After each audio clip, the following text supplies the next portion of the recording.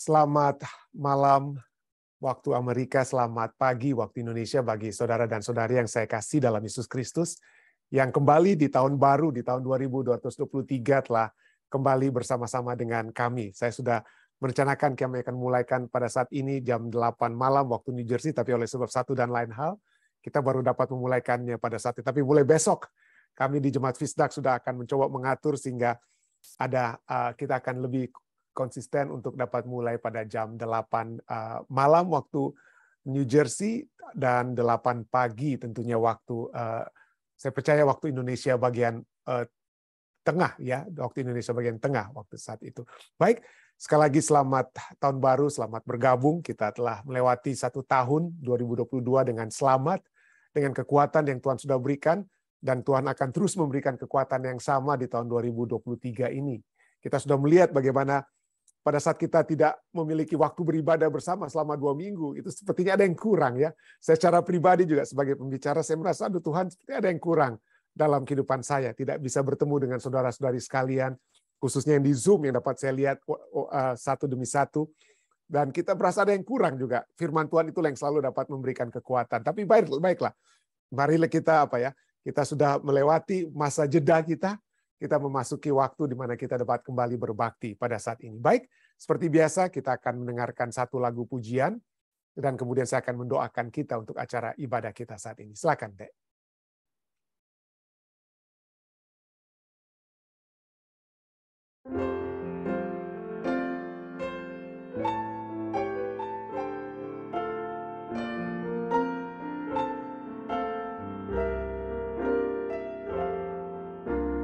Kasih surga yang terindah turunlah pada kami, dalam kami bertatalah dan sucikanlah hati.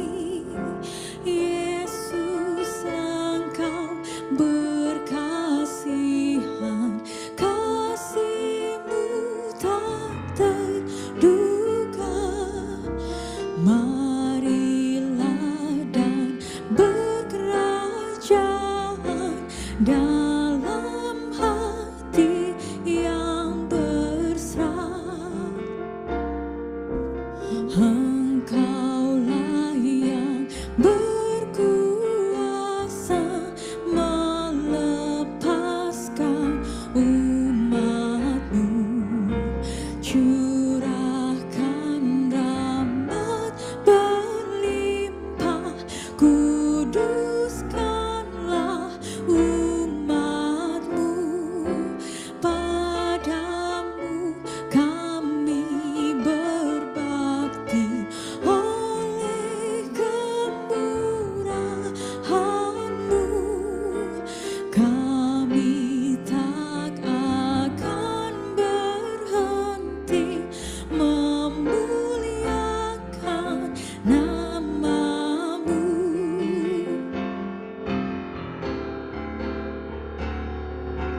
Jadikanlah kami baru sempurna dalam Yesus. Selamatlah oleh kasih-Mu dari mati dan dosa. Kami kelak tiba di surga dalam negeri yang mulia. Kami kelak terima mahkota dan pandang wajah Yesus.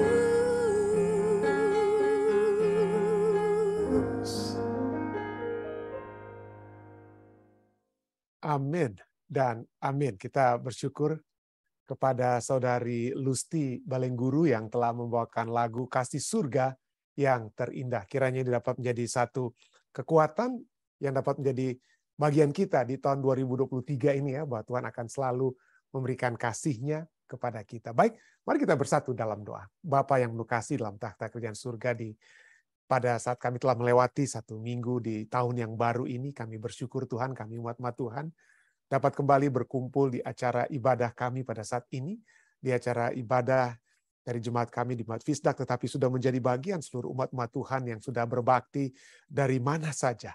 Dari Amerika, dari Indonesia, dari Malaysia, dari Eropa, dan tempat-tempat lain yang telah bergabung bersama pada saat ini. Kiranya Tuhan, kekuatan yang kami telah miliki di sepanjang tahun 2022 dan tahun-tahun sebelumnya akan juga terus menjadi bagian kami saat kami datang kepadamu untuk mendengarkan firman-Mu, untuk dapat diperkuat dengan firman-Mu yang akan menuntun kami dalam kehidupan kami di setiap harinya. Biarlah ini Tuhan menjadi kekuatan yang pasti bagi kami. Dan secara khusus hamba ingin berdoa, kiranya berkat-berkat Tuhan menjadi bagian seluruh umat-umat Tuhan yang sudah berbakti. Berkat Tuhan juga akan menjadi bagian hamba-Mu Tuhan, sehingga hamba akan berkata-kata hanya sesuai dengan kehendak-Mu. Biarlah Engkau yang berbicara, hamba bermohon kiranya biarlah Roh Kudus sajalah yang akan mengatur pikiran, hati hamba, sehingga segala pembahasan yang akan dibahas pada saat ini adalah hanya berasal daripada-Mu saja Tuhan. Terima kasih Tuhan. Kami serahkan kehidupan kami serahkan acara ibadah ini dalam tangan kasih-Mu. Inilah doa dan permohonan yang hamba bawa di dalam nama Yesus Kristus Tuhan dan Juru Selamat nebus kami. Amin. Baik, saudara-saudara sekalian, pada saat ini kita memiliki pelajaran sekolah Sabat yang baru ya di tahun 2023 ini di triwulan yang pertama ya, dengan satu judul pelajaran sekolah Sabat kita adalah Managing for the Master, mengelola bagi sang guru, mengelola bagi sang guru. Sampai dia datang. Apa yang telah dipercayakan kepada kita, yang akan harus kita kelola, sampai nanti dikatakan apa ya, dia datang. Sepanjang minggu ini, kita sudah masuk minggu yang kedua. Sangat disayangkan, kami tidak bersama-sama pada minggu yang pertama, tapi saya percaya Anda telah membaca pelajaran sekolah Sabat kita, dan sekarang minggu ini kita memiliki judul Perjanjian Allah dengan kita. Ya, kita sudah pernah, saya percaya beberapa triwulan yang lalu, beberapa waktu yang lalu kita sudah membahas tentang the covenant, ya, perjanjian Allah dengan umat-umatnya. Kita sudah singgung, tapi pada saat ini kita sudah memulai bahwa pelajaran minggu lalu bahwa kita adalah anggota keluarga Allah. Ya, anggota-anggota keluarga Allah, dan dalam sebagai anggota keluarga kita memiliki satu kontrak. Ada hal-hal yang mengatur anggota-anggota keluarga Allah, ya, seperti dalam rumah tangga ada hal-hal yang mengatur orang tua dan anak dan suami dan istri, ya, dan itulah perjanjian tersebut, ya. Dan apa itu? Misalnya ya, Ulangan 28 ayat 1 dan 2 merupakan ayat inti pelajaran kita sepanjang minggu ini. Dikatakan apa ya? Jika engkau baik-baik mendengarkan suara Tuhan Allahmu dan melakukan dengan setia segala perintahnya yang kusampaikan kepadamu pada hari ini, yang Musa katakan aku perintahkan pada hari ini, maka Tuhan Allahmu akan mengangkat engkau di atas segala bangsa di bumi. Segala berkat ini akan datang kepadamu dan menjadi bagianmu jika engkau mendengarkan suara Tuhan Allahmu. Kita sudah melihat sepanjang tahun 2022 bagaimana penyertaan Tuhan itu pasti saat kita dengan kekuatan surga, bukan dengan kekuatan kita, saudara ya. Dengan kekuatan surga kita dapat apa? Mencoba untuk mendengarkan suara Tuhan. Bukan hanya kita mendengarkan suara Tuhan, kita mencoba dengan kekuatan surga untuk menurut firman Tuhan. Dan yang saya dapat lihat pada saat 2022 lalu, bagaimana Tuhan telah menuntun kehidupan saya secara pribadi. Ya. Menuntun kehidupan saya secara pribadi. Dan itulah, sudah dinyatakan, dan itu sudah menjadi bukti. Ya. Dan sepanjang minggu ini, kita akan membahas pada malam hari ini perjanjian keselamatan. Ya. Besok kita akan bahas tentang sungguh-sungguh mendengar. Gimana cara supaya kita sungguh-sungguh mendengar. Hari Selasa, hormatilah Tuhan. Dan hari Rabu, kontrak persepuluhan. Dan pada hari Kamis kita akan berbahas tentang carilah dahulu. Carilah dahulu. Jadi pada malam hari ini, waktu Amerika, kita membahas tentang perjanjian keselamatan. The salvation covenant. Keselamatan itu apa? Itu merupakan satu janji Tuhan. Kepada seluruh umat manusia, keselamatan itu diberikan. Tidak ada yang terkecuali. Ya. Mungkin ada orang yang tidak mendengarkan, tapi itulah tugas saudara dan saya untuk membawakan supaya mereka mendengarkan perjanjian keselamatan terus. Itu sudah diberikan. Nah, pelajaran kita, mari kita baca dengan apa yang dituliskan oleh penulis pelajaran kita ya. Bahwa kematian Kristus di Kalvari, di kayu salib, membuat keselamatan menjadi mungkin bagi setiap orang. Keselamatan itu menjadi mungkin bagi setiap orang yang pernah hidup atau yang akan hidup. Bahkan itu keselamatan Yesus itu kalau kita masih akan memiliki keturunan lagi, atau ya kita itu akan hidup pun akan menerima, dapat menerima ya keselamatan itu. Tidak seperti janji mengenai musim, ya. Tidak janji seperti musim. Kita sudah bahas bagaimana musim itu diberikan pada saat Anda orang benar atau orang tidak benar, Anda dapat memberikan apa? Matahari, Anda dapat menerima hujan, semua diberikan ya. Tidak seperti janji mengenai musim, keselamatan itu tidak secara satu pihak saja. Allah curahkan matahari, Allah curahkan hujan, tidak ya. Tetapi itu diberikan kepada semua orang ya. Itu tidak dikatakan keselamatan itu tidak diberikan kepada semua orang tanpa memerdulikan apa yang mereka lakukan. Jadi keselamatan itu jangan hanya satu arah dari Tuhan. Keselamatan itu boleh kita terima pada saat kita menerima keselamatan itu dengan iman dan percaya ya. Jadi keyakinan bahwa setiap orang akan diselamatkan itu disebut universalisme. Itu satu pendapat bahwa keselamatan Anda mau buat baik, Anda mau tidak buat baik, Anda mau benar, tidak mau benar, pasti Anda selamat, pasti masuk surga semuanya. Biarpun Anda terus bunuh orang, terus bersinah, Anda pasti selamat. Itulah universalisme itu ya. Tapi sebaliknya, Yesus, pelajaran kita katakan sebaliknya, Yesus dengan jelas mengajarkan bahwa meskipun ia mati, tawaran keselamatan itu dia berikan ya, dia mati untuk semua umat manusia. Banyak orang namun akan menempuh jalan yang luas. Kita berbicara tentang ada jalan yang luas, ada jalan yang sempit, ya. Jadi ada yang banyak orang yang akan menempuh jalan yang luas menuju kepada kebinasaan dan kematian kekal. Anda bisa baca itu dalam Matius 7 ayat 13 dan 14. Apa yang ayat-ayat berikut katakan tentang bagaimana orang menerima karunia keselamatan di dalam Yesus? Itu diberikan kepada semua orang. Tetapi yang menerima itu yang akan diselamatkan ya. 1 Yohanes 5:13 katakan semuanya ini kutuliskan kepada kamu supaya kamu yang percaya. Artinya ada yang tidak percaya. Ada yang tidak percaya.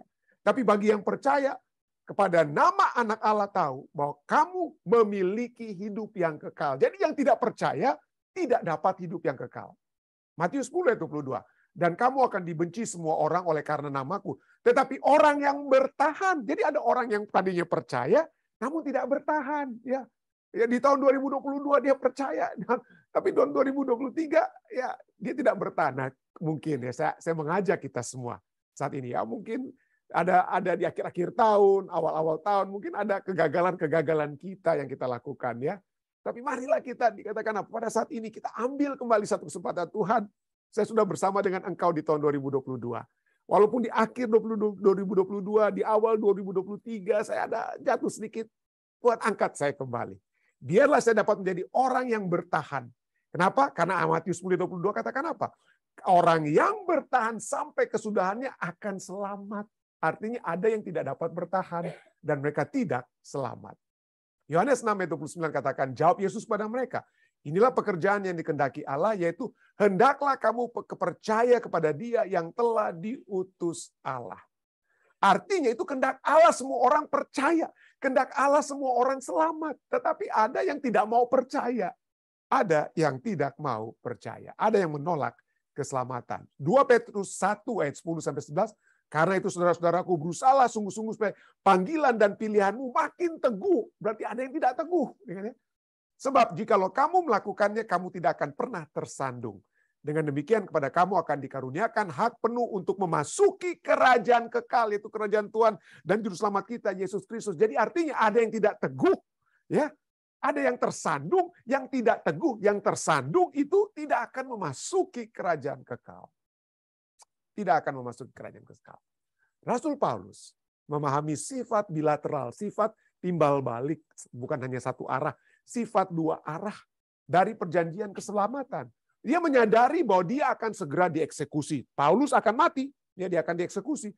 Dan terlepas dari kenyataan bahwa banyak rekannya, banyak rasul-rasul lainnya telah meninggalkannya, telah mati, dan ada orang-orang juga lainnya mungkin murtad, anggota-anggota jemaat murtad. Tapi Paulus sekarang dengan yakin memberitahu sahabatnya Timotius dalam suratannya ini, yang kita akan baca ini dari kitab Timotius ya.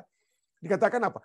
Rasul Paulus dengan yakin memberitahu sahabatnya Timotius bahwa dia telah menjunjung tinggi perjanjian keselamatan Tuhan. Rasul Paulus katakan apa? Mengenai diriku, 2 Timotius 4 ya ayat 16 sampai 18, ayat 6 sampai 7, ayat 6 sampai 8 maksud saya. 2 Timotius 4. Mengenai diriku, darahku sudah mulai dicurahkan sebagai persembahan dan saat kematianku sudah dekat. Dia sudah mau mati, dia sudah dieksekusi. Dia sudah dihukum mati tapi belum dieksekusi.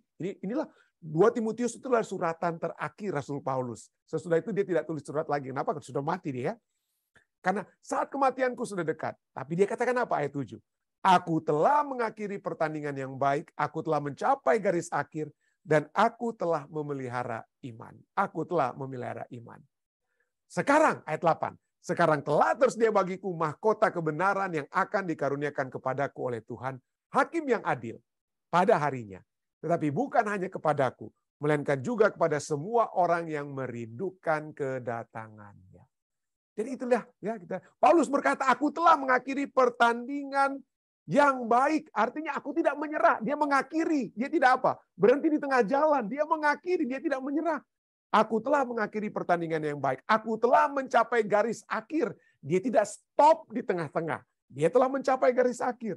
Dan aku telah memelihara iman. Artinya dia tidak murtad. Dia tidak apa? Mengkhianati kepercayaan yang telah diyakininya. Ya. Mungkin ada orang yang, saya sudah advent, saya sudah menerima kebenaran 50 tahun lalu. Puji Tuhan, puji Tuhan.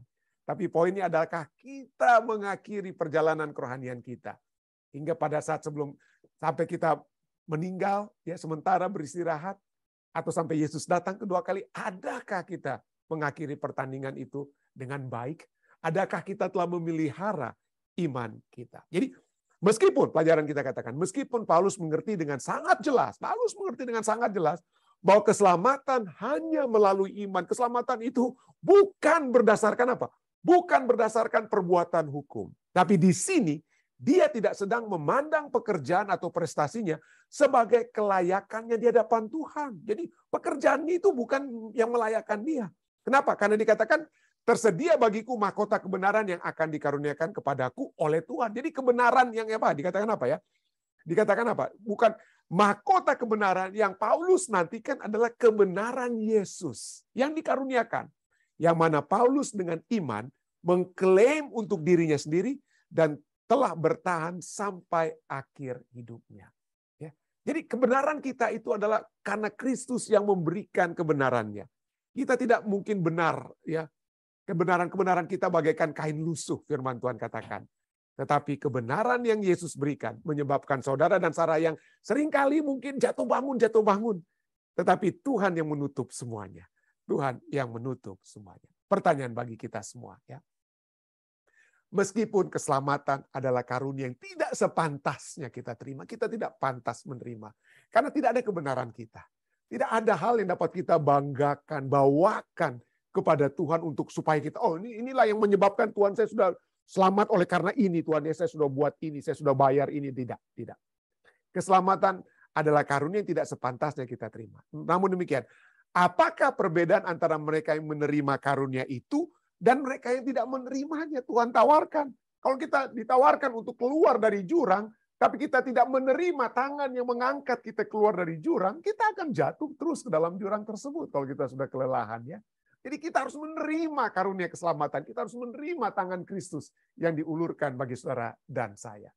Pertanyaan berikutnya, apa yang dituntut harus kita lakukan saat kita menerima pemberian keselamatan ini? Apa yang Rasul Paulus katakan? Ya, pada saat kita menerima pemberian keselamatan tersebut, Yesus belum datang saat itu, ya. Pada saat saudara dan saya menerima Yesus Kristus, Yesus belum datang. Hingga saat ini belum datang. Tapi apa yang dapat kita lakukan? Yang dapat kita lakukan, terus bertahan di dalam iman. Terus bertahan di dalam iman sampai kesudahannya. Ya. Terus melakukan kehendak yang Tuhan inginkan. Kalau kita sudah menerima kasih karunia Tuhan, adakah kita menyakiti hati Tuhan dengan menyebut nama Tuhan dengan sia-sia, dengan menyembah ilah-ilah lain? Pada saat kita mengasihi sesama kita, adakah kita mengasihi sesama kita dengan berzina dengan istri mereka, atau membunuh mereka, mengingini milik mereka, berdusta, dan hal-hal lainnya? Yang dituntut dari kita adalah satu kehidupan. Seperti kalau Kristus mau hidup. Ya, seperti kehidupan Kristus. Itulah yang dituntut, yang harus kita lakukan. Ya, bukan berarti itulah perbuatan kita itu menyelamatkan, tidak. Tetapi perbuatan kita itu adalah manifestasi dari keselamatan yang Tuhan sudah berikan. sangat disayangkan. Tadi pelajaran kita sebutkan satu kata ya, universalisme. Ini kita akan coba membahas sedikit ya. Universalisme yang tadi kita sudah bahas itu adalah satu pandangan teologia atau ide teologia ya, yang mana semua manusia itu akan diselamatkan. Pasti saudara akan diselamatkan. Dan pasti semua akan masuk dalam kerajaan surga. Tidak ada yang tidak terlewatkan semuanya. Oh, bagaimana dengan penghukuman, penghakiman? Wah, ini dimulaikan kurang lebih 1800-an tahun lalu ya oleh seorang yang akar daripada ide universalisme ini dimulaikan oleh seorang murid daripada para murid Yesus ya, yang disebut dengan Origen ya, generasi ketiga. Dia pertama-tama dia katakan apa? Dia katakan misalnya orang jahat itu dikatakan oleh Origen hanya akan dihukum sementara. Jadi penghakiman Tuhan itu betul, penghakiman Tuhan. Itu firman Tuhan bahas tentang penghakiman. Tapi itu sementara. Sampai mereka itu kapok, sampai mereka itu tobat, dihukum. Lalu kemudian mereka akan dipulihkan. Tidak ada yang dibinasakan menurut Origen. Dengan istilahnya, ya, ide teologianya disebut dengan apokatastasis. Ya, kalau Anda ingin mencari tahu, Anda Google ya.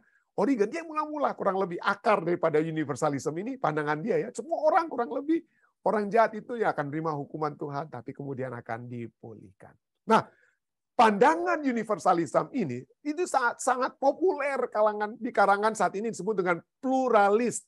Orang-orang yang pluralis, ada orang-orang yang mereka yang percaya bahwa Yesus bukan satu-satunya jalan keselamatan. Jadi kalau Anda beragama apa saja, monggo silakan ya.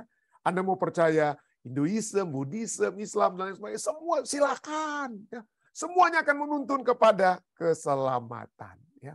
Semua. Jadi pluralis ini ya boleh dikatakan pluralis ini adalah orang-orang yang dengan kata lain yang sangat-sangat liberal, ya dalam kenapa? Karena pluralis ini dan liberal ini mereka membawakan satu ide universalisme ini sebagai satu reaksi, satu menentang para konservatif yang katakan apa? Wah, hanya satu-satunya jalan keselamatan itu apa? Yesus. Hanya kalau kita menerima Yesus kita selamat, tidak menerima Yesus. Wah, nah itu yang menyebabkan pluralis. Kita katakan, no, nggak boleh kita bikin seperti begitu dong. Semua bisa masuk ke dalam kerajaan surga. Itu ya. Nah ini kemudian untuk zaman kita ya, saya bisa sebutkan sejarahnya daripada universalism. Ada gereja Unitarianism ya, dari Universalist Church in Amerika, lalu Unitarianism itu yang menyebabkan universalism tersebut ya. Tetapi untuk saat ini di zaman kita saat ini dipopulerkan melalui buku yang ditulis oleh Philip Galli dan James Mulholland. Bukunya adalah If Grace is True. Jika rahmat itu benar, kenapa Allah akan menyelamatkan setiap manusia? If grace is true, why God will save every person? Inilah bukunya, saudara ya. Inilah bukunya. If grace is true, God will save every person. Kenapa? Kenapa Tuhan akan selamatkan? Karena nanti kita akan lihat. Intinya nanti kita akan lihat. Kenapa Tuhan akan selamatkan seluruh umat manusia? Nanti ada satu kata yang menjadi kata inti daripada universalism. Tapi mari kita lihat. Mari kita lihat beberapa ide yang dibawakan oleh universalism ini. Misalnya dari buku ini ya. Di halaman ke-8 dia katakan ini merupakan pengakuan dari kedua penulis. Tapi cukup menarik dalam buku mereka ini dua yang tulis. Tapi mereka menggunakan personal pronoun itu singular personal pronoun. Jadi I gantinya we ya. Tapi yang menjadi pengakuan iman dari penulis buku ini, yang menjadi creed mereka adalah I believe God will save every person.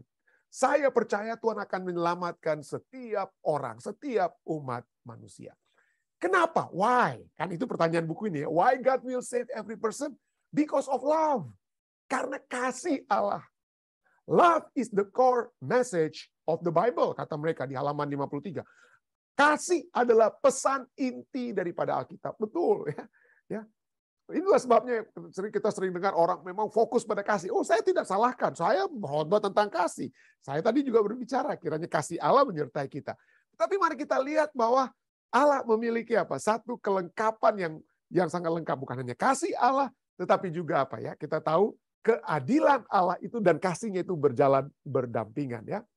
Jadi keadilan. Tapi bagi mereka, bagi universalis ini, wah apa-apa itu kasih, khotbah semuanya kasih, betul, itu betul. Tetapi jangan hanya berat sebelah dengan kata lain ya, hanya berat sebelah. Lalu kemudian yang dikatakan juga di halaman 60 dikatakan, if God is a loving father, his love will persist until every one of his children is reconciled to him. Jika Allah adalah Bapa yang penuh kasih, maka kasihnya akan tetap ada sampai setiap anaknya diperdamaikan dengannya. Jadi biarpun Anda bilang, oh saya tidak percaya Tuhan. Saya tidak percaya Tuhan di tahun 2023. Saya tidak akan mempercayai Tuhan. Saya akan membuat ini dan itu yang saya percaya. Saya nggak peduli mau Tuhan mau marah, tidak marah. Saya mau membunuh, saya mau bersinah, saya mau bikin. Tuhan akan terus bawa kita sampai kita bertobat. Kita semua. Sampai kita semua direkonsile, diperdamaikan dengannya. Jadi Tuhan akan dengan kata lain memaksa kita sampai kita harus selamat. Sampai kita harus selamat. Dan ini adalah satu pandangan yang dikemukakan ya beberapa waktu lalu oleh seorang penyair Jerman yang bernama Heinrich Heine. Dia katakan apa? God will forgive me. Tuhan akan mengampuni saya. Kenapa Tuhan harus mengampuni saya? Karena itulah tugas Tuhan. Itulah bisnisnya Tuhan. Itu adalah pekerjaannya Tuhan. It is his business. It is his job. It is his description, job description. Jadi tugas Tuhan itu tidak ada lain selain untuk mengampuni saya. Jadi saya mau berdosa, seberdosanya saya. Itu urusan Tuhan untuk menyelamatkan saya, untuk mengampuni saya. Ya. Dan mereka kemudian seakan-akan menggunakan ayat-ayat yang kalau boleh saya katakan secara terus terang saat ini, ayat-ayat yang out of context. Mereka tidak melihat konteks ayat itu secara lebih mendetail. Tidak ada melakukan exegesis. Exegesis adalah satu metode untuk menyelidiki Alkitab, di mana kita mencoba untuk melihat konteks ayat-ayat tersebut, hubungkan dengan ayat-ayat yang lainnya, gali ayat-ayat apa pengertian yang sesungguhnya, bagaimana ayat itu dimengerti di waktu yang lalu. Tapi mereka bilang, wah ini ayat ini berbicara, mereka paksakan ide mereka. Gantinya ayat itu dikeluarkan dari dalam dirinya, mereka memasukkan ide mereka ke dalam diri ayat-ayat tersebut. Jadi gantinya exegesis, mereka melakukan apa yang dikenal dengan istilah eisegesis. Mereka timbun itu ayat, gantinya ayat itu yang berkembang keluar. Jadi apa? Misalnya ayat-ayat yang salah mengertikan, yang mereka pikir ini menyokong universalisme, yang mereka tidak lihat hubungannya dengan ayat-ayat lain. Misalnya Roma 5 ayat 18, ini mereka katakan, sebab itu sama seperti oleh satu pelanggaran semua orang beroleh penghukuman. Demikian pula oleh satu perbuatan kebenaran, oleh kebenaran Yesus, semua orang beroleh pembenaran untuk hidup. Semua orang akan mendapat beroleh pembenaran untuk hidup. Kalau hanya kata itu Anda baca, waduh, ya betul itu ya, universalisme itu. Betul sekali. Ya. Apalagi ayatnya, ini juga 1 Korintus 15 ayat 22.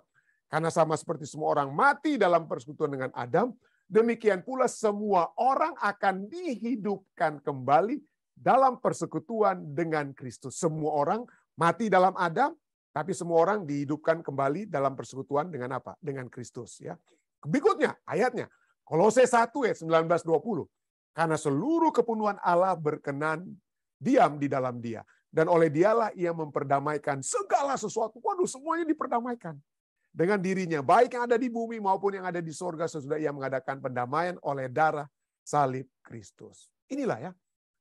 Mereka tidak melihat ayat-ayat lain yang kalau kita lihat itu seakan-akan menentang ayat-ayat mereka. Dan gantinya mereka untuk melihat, kenapa ayat 1 bilang A, seakan-akan bilang A.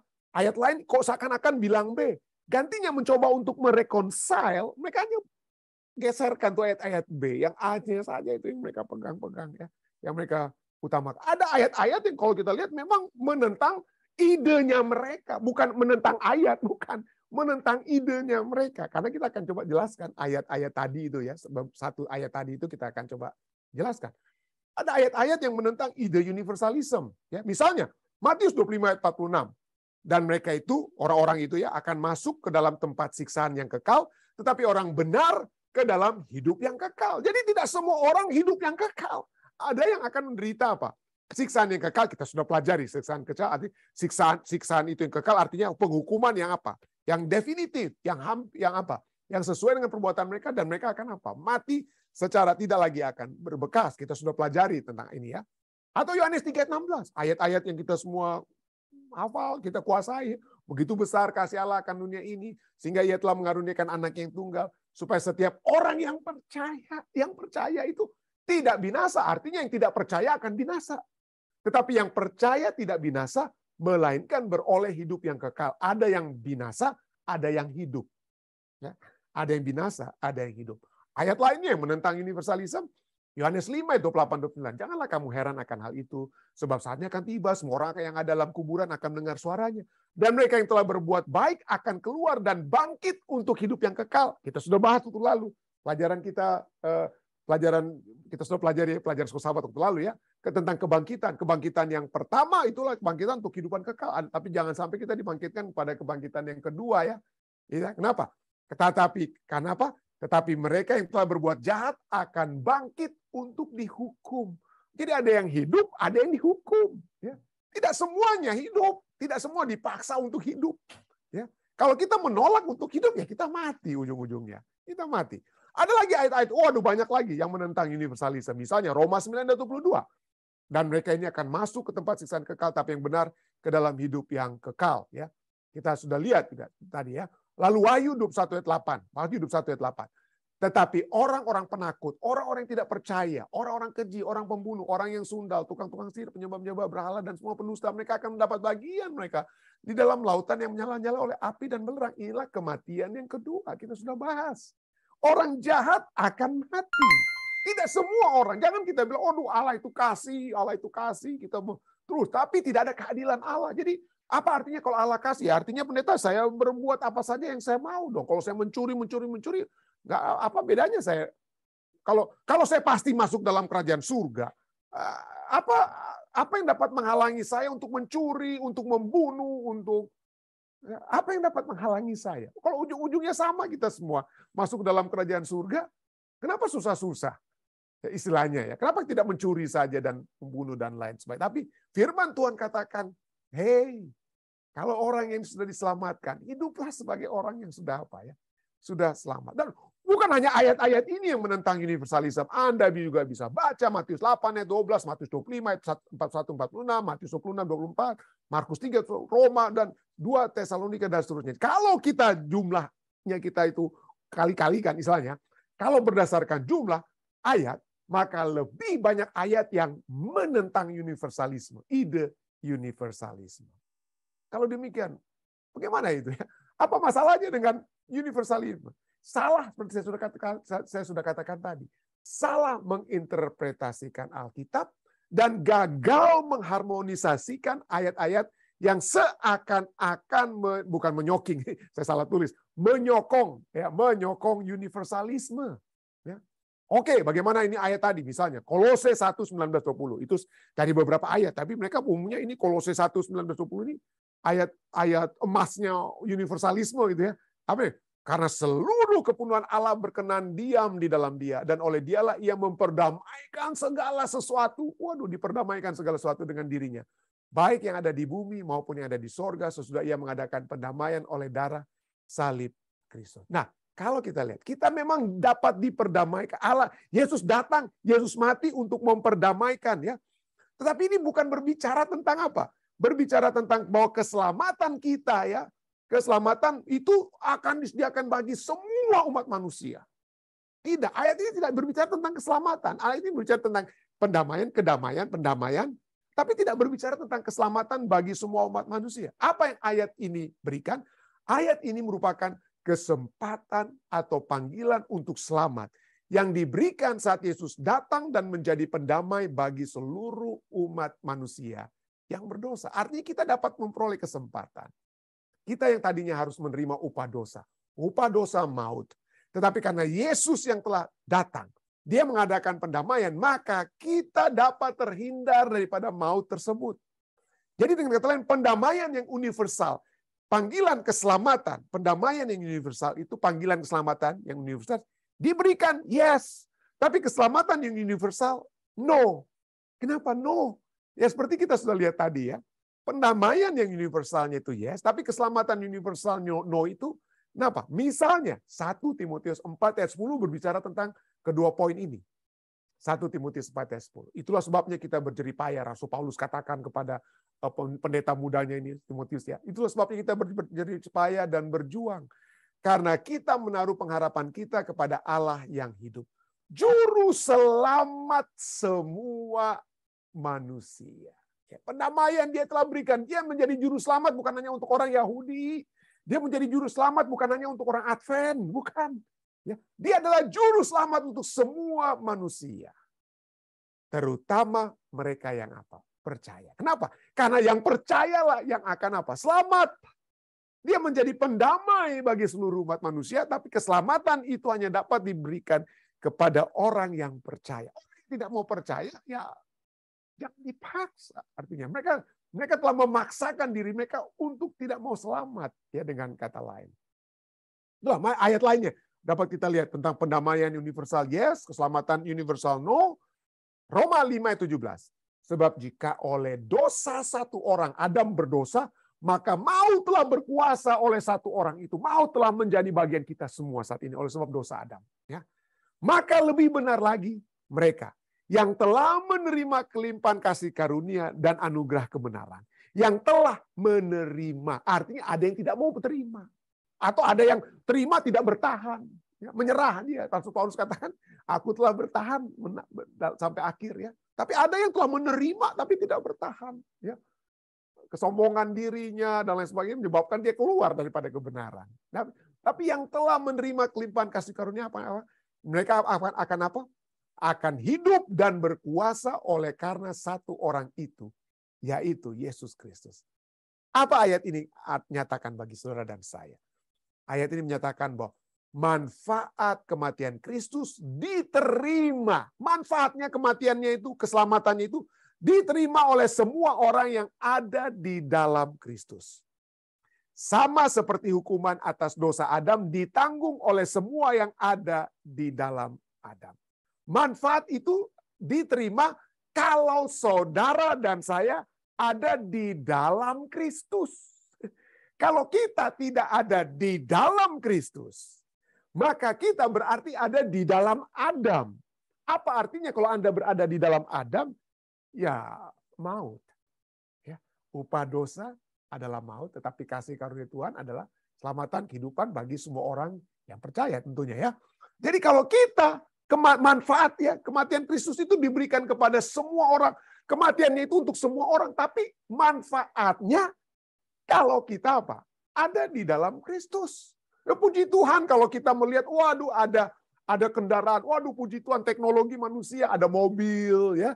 Ada mobil yang kita bisa lewat. Tapi kalau kita cuma lihat-lihat mobil, tapi kita terus aja jalan dari kota ke kota, tidak masuk ke dalam mobil, mengambil manfaat daripada mobil, ya nggak ada gunanya. Ya. Manfaat itu akan kita peroleh kalau kita ada di dalam mobil, lalu kita bisa pergi dari Bandung ke Surabaya, dari Surabaya ke Jakarta, dan lain sebagainya. Tapi kalau kita tidak ada di dalam mobil dan hanya berjalan, walaupun kita lihat-lihat, maka itu tidak ada manfaatnya bagi kita. Jadi supaya kita menerima manfaat kematian Kristus yang menyelamatkan, kita harus berada di dalam Kristus. Harus ada di dalam Kristus. Artinya, ada orang-orang yang hanya melihat mobil-mobil yang berlewatan, tapi mereka tidak menerima manfaat daripada mobil. Jadi dengan kata lain, tidak semua orang menerima tawaran keselamatan. Tidak semua. Itulah sebabnya Roma 10. Roma 10 ayat 14 dan 15 katakan, tapi bagaimana mereka dapat berseru kepadanya, dan dapat berseru kepada Tuhan, jika mereka tidak percaya kepada Dia. Jadi ada orang yang tidak mau percaya, tidak mau menerima keselamatan. Tapi juga pertanyaan bagi saudara dan saya, bagaimana mereka dapat percaya kepada Dia, jika mereka tidak mendengar tentang Dia. Itulah sebabnya, saudara dan saya, Anda yang saat ini mendengarkan firman Tuhan, mari kita bawakan Injil keselamatan itu ya. Jangan kita hanya simpan bagi diri kita. Mari kita bawa saudara-saudari kita. Mari kita undang saudara kita untuk menerima Yesus Kristus. Untuk mendengarkan tentang Yesus. Kalau Anda merasakan damai, kesukaan surga. Ya, ada orang katakan, aduh kalau saya tidak membaca firman Tuhan, kalau saya tidak berhubungan dengan Tuhan, kalau saya tidak mendengarkan pekabaran-pekabaran firman Tuhan, kehidupan saya menjadi resah. Ada yang mungkin pernah bilang begitu. Ya, kalau itu sudah menjadi berkat, ya firman Tuhan itu, kabaran-pekabaran firman Tuhan menjadi berkat. Kenapa Anda tidak bagikan? Mari kita bagikan, mari kita undang saudara kita untuk kembali mempelajari firman Tuhan, membuka firman Tuhan ya. Kenapa? Sebab ini katakan apa? Bagaimana mereka dapat percaya kepada Dia jika mereka tidak mendengar tentang Dia? Bagaimana mereka mendengar tentang Dia jika tidak ada yang memberitakannya? Tidak semua menerima keselamatan, tapi kepada kita yang sudah menerima keselamatan, kita memiliki tanggung jawab. Kita memiliki tanggung jawab sebagai orang yang sudah diselamatkan. Adakah kita memberitakan Yesus kepada orang lain? Ayat 15. Dan bagaimana mereka dapat memberitakannya jika mereka tidak diutus? Seperti ada tertulis, betapa indahnya kedatangan mereka yang membawa kabar baik. Kita suka mendengar kabar baik. Ya, ada begitu banyak kabar baik firman Tuhan yang saudara dan saya sudah peroleh. Mari kita apa? Mari kita memberitakan. Pada saat kita memberitakan, kitalah menjadi orang-orang yang diutus. Ya, tidak semua orang menerima tawaran keselamatan. Tidak semua orang dapat bertahan. Tapi marilah saudara dan saya, kita berdoa agar keselamatan yang Tuhan sudah berikan tetap dapat bertahan dalam kehidupan kita. Walaupun kita mungkin akan jatuh bangun juga di tahun 2023 ini ya. Tapi marilah kita tetap bertahan. Marilah kita tetap datang kepada Tuhan. Tuhan, tolong saya, angkat saya kembali. Bantu saya kembali agar saya dapat berjalan kembali bersama-sama dengan Engkau. Sehingga seperti Rasul Paulus katakan, aku telah mengakhiri pertandingan dengan baik. Ya, aku telah bertahan, aku telah mengakhiri dengan iman. Kiranya ini dapat menjadi bagian kita semua. Saya bawa ini dalam nama Yesus. Amin. Baik, mungkin ada tambahan dari orang tua saya, dari ayah saya. Silakan, Papi. Ya, ada tambahan. Papi dan Mami, silakan jika ada tambahan. Ya. Sudah bagus sekali, very clear, bagus sekali pekabarannya. Memang universalism itu yang banyak salah dimengerti. Banyak saya ketemu dengan bupati apa semua tidak mau lagi ke gereja, tidak mau beragama lagi oleh karena mereka katakan one safe always safe. Dan itulah yang membuat banyak orang tinggalkan gereja oleh karena mereka merasa ya sudah selamat, apa saja yang dilakukan pasti selamat. Tapi pelajaran mengatakan bukan demikian.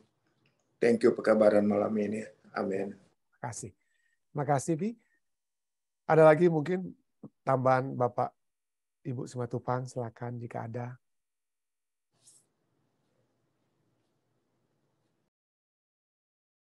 Terima kasih pendeta, cukup jelas sekali penerangannya. Tuhan. Ya, puji Tuhan. Ada mungkin tambahan atau pertanyaan lainnya dari Zoom kita, silakan. Saya tidak tahu seberapa banyak karena kita tadi tidak mulai jam 8 tepat ya, kita mulai jam 8.29.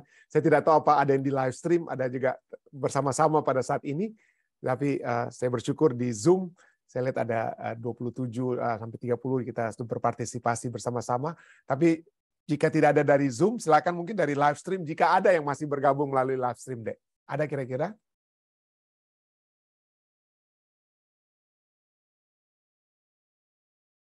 Tambahan atau pertanyaan? Dari live stream tidak ada, pendeta. Oke. Jika tidak ada, kita akan pada saat ini bersatu di dalam doa ya, dengan pokok-pokok doa yang dapat dibawakan. Silakan mungkin ada dari saudari sekalian dari ya Tante Omi, mungkin ada yang mau disampaikan dengan juga Ibu Simatupang. Ada yang mau didoakan secara khusus? Silakan. Oke, tolong didoakan Ibu Frida Sianturi.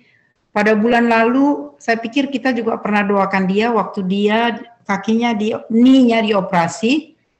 Tetapi sekarang mereka harus tarik itu kakinya karena nggak bisa, dibutuhkan 120 derajat harus bisa dia lipat. Tetapi sekarang hanya 7, dia baru bisa hanya 70. Jadi besok mereka akan tarik katanya dan dia akan dibuat deep sleep, nggak dioperasi, hanya ditarik. Jadi dia sangat sedikit menderita kesakitan dan dia takut. Tolong didoakan dia besok jam 1 di rumah sakit, dia akan dibuat deep sleep dan kakinya akan ditarik. Ya, Ibu Frida Sianturi. Ya, terima kasih Ibu Simatupang. Tante Omi mungkin ada tadi sudah di-unmute, ada yang mau didoakan mungkin atau apa? Nanti mulai hari Rabu gereja kita akan mengadakan minggu permintaan doa. Tolong doakan supaya semua bisa turut hadir dalam ini. Oke, terima kasih Tante Omi. Ya.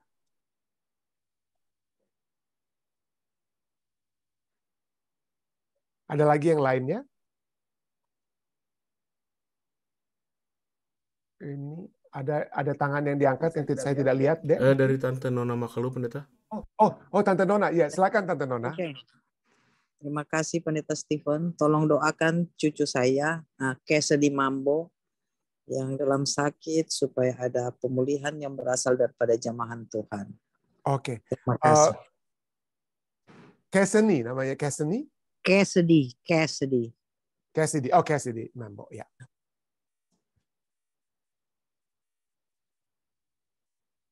Ada lagi yang lainnya? Jika tidak ada, silakan dari live stream, Dek. Jika ada yang mau. Dari live stream hanya ada beberapa silent request, Pendeta. Dari Tante Eti, Tante Mutiara Silaban, Femi Kiroyan, dan keluarga Yeli Dian Monika. Oke, sorry.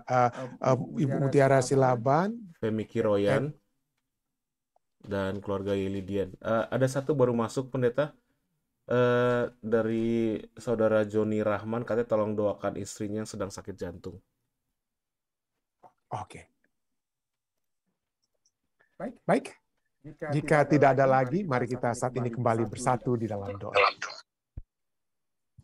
Bapa yang penuh kasih dalam takhta kerajaan surga, terima kasih Tuhan karena pada malam hari ini waktu Amerika, pagi hari waktu Indonesia, kami umat Tuhan untuk pertama kalinya di tahun 2023 dapat kembali datang beribadah, kembali dapat bersatu dalam cara mempelajari pelajaran sekolah Sabat-Mu dengan bagian tambahan juga yang dapat kami diskusikan tadi. Kami bersyukur Tuhan, kembali kami dapat mendengarkan firman-Mu, kembali dapat berhubungan bukan hanya dengan Engkau Tuhan, tapi juga bersama umat Tuhan yang sudah bergabung melalui Zoom. Dan kami sangat merindukan pertemuan ini Tuhan, yang telah memberikan kekuatan karena Engkaulah sumber kekuatan kami. Kami terus ingin berdoa, kiranya acara-acara ibadah ini tidak akan pernah terhalang lagi Tuhan. Kami akan selalu dapat beribadah, berbakti kepadamu dan memperoleh kekuatan surga yang pasti dalam kehidupan kami. Pada saat ini Tuhan, hamba-Mu datang bersyukur oleh sebab kami telah mempelajari bahwa kami dapat dengan kekuatan surga, dapat menjadi seperti pengalaman Rasul Paulus yang tetap bertahan hingga kesudahannya. Hingga kesudahannya. Biarlah Tuhan kami dapat bertahan seperti Rasul Paulus. Di dalam iman, dalam kepercayaan kami, dalam segala sesuatu kami tidak akan pernah menyerah, tidak akan berhenti atau mengkhianati Engkau Tuhan. Kami dapat memiliki iman yang teguh, sehingga pada saat Engkau datang di kali yang kedua, kami akan bertemu dengan bukan hanya kekasih-kekasih kami yang Tuhan sudah izinkan untuk beristirahat, tapi kami dapat bertemu dengan Engkau, muka dengan muka. Tuhan, inilah kerinduan kami yang utama Tuhan, kerinduan yang sangat besar yang kami miliki. Kami juga datang untuk pertama-tama mohonkan pengampunan atas segala kesalahan dan dosa-dosa kami yang telah kami lakukan Tuhan di hari-hari yang sebelumnya, hari-hari ini sekalipun kami berdoa Engkau akan mengampuni. Tuhan, sucikanlah kami semua, sucikanlah kami kembali, layakkanlah kami kembali untuk terus menjadi anak-anak-Mu, dan kuatkanlah kami, sehingga kami akan selalu menjadi anak-anak-Mu yang sejati, yang selalu berjalan sesuai dengan kehendak-Mu yang dapat terjadi dalam kehidupan kami dengan kekuatan yang Engkau berikan. Kami datang juga untuk mendoakan pokok-pokok doa yang sudah dinyatakan bersama-sama dengan Bapak dan Ibu Simatupang. Kami ingin berdoa bagi Ibu Frida Sianturi Tuhan yang mengalami masalah dengan kakinya, harus dioperasi besok pada jam 1 siang. Kami berdoa Tuhan, kiranya Tuhan akan memberikan kedamaian, kekuatan kepadanya Tuhan. Kami mohon ini dapat terjadi bukan agar supaya untuk keuntungan ibu ini saja Tuhan. Tapi kami dapat melihat apabila Tuhan berperkara, maka kami dapat melihat kebesaran-Mu Tuhan. Kami dapat melihat kemuliaan-Mu. Dan bukan hanya Ibu Frida Sianturi yang akan bersuka cita, tapi kami semua dapat bersuka cita memuji, membesarkan nama-Mu. Tuhan, biarlah operasi ini berjalan dengan baik. Bersama-sama dengan Tante Omi Wisan dan seluruh umat-umat Tuhan di Upland Indonesian Seventh-day Adventist Church di California, kami ingin berdoa bagi acara Minggu Revival atau Minggu Sembahyang mereka yang akan dimulaikan Rabu yang akan datang ini. Kami berdoa Tuhan, kiranya Tuhan akan menyatukan jemaat ini. Kami bersyukur Tuhan telah mengirimkan Pendeta Brian Sumendap untuk menjadi gembala di jemaat ini. Kami berdoa kiranya hikmat kebijaksanaan dari surga akan menjadi bagian Pendeta Brian Sumendap, seluruh ketua-ketua, seluruh pengurus jemaat dan anggota-anggota jemaat. Dan biarlah Tuhan, biarlah Engkau yang menjadi gembala utama di jemaat ini, yang akan membawa jemaat ini menjadi jemaat yang kuat untuk dapat membawa jiwa-jiwa datang kepadamu Tuhan. Dan pada saat ini juga kami ingin membawakan permohonan-permohonan doa umat-umat Tuhan yang telah dibawakan secara pribadi. Kami ingin berdoa bersama-sama dengan Saudari Eti Sumanti. Tuhan sertai dia. Berikanlah selalu kekuatan kepadanya. Bersama-sama dengan Ibu Saudari Mutiara Silaban juga kami berdoa Tuhan dengan permohonan-permohonan yang dia miliki selama ini. Kiranya Tuhan akan selalu memberikan kekuatan kepadanya, kepada keluarganya, di mana saja mereka berada. Demikian juga dengan Saudari Femi Kiroyan Tuhan, dengan segala penginjilan yang dia dapat bawakan bersama dengan Saudara Paul Walangitan, suaminya. Tuhan, biarlah mereka dapat selalu membawakan kabar Tuhan dan dapat selalu dikuatkan dengan segala sesuatu yang diperlukan dalam kehidupan mereka untuk memuji dan memuliakan nama-Mu. Dan bersama-sama dengan keluarga Dien Monika, dengan Saudari Yeli Tuhan, kami ingin berdoa kiranya Tuhan memberikan kekuatan yang pasti bagi keluarga ini. Khususnya 1 tahun setelah Tuhan memberikan izin pada putra yang mereka kasih untuk beristirahat. Tuhan, kami tetap percaya, walaupun begitu banyak pertanyaan kenapa itu terjadi, dan lain sebagainya. Tapi kami tetap percaya Tuhan. Tuhan telah memberikan istirahat kepada Timothy. Pada saat Yesus datang di kali yang kedua, Saudari Yeli, Saudara Charles, dan anggota keluarga mereka lainnya akan bertemu kembali dengan Timothy.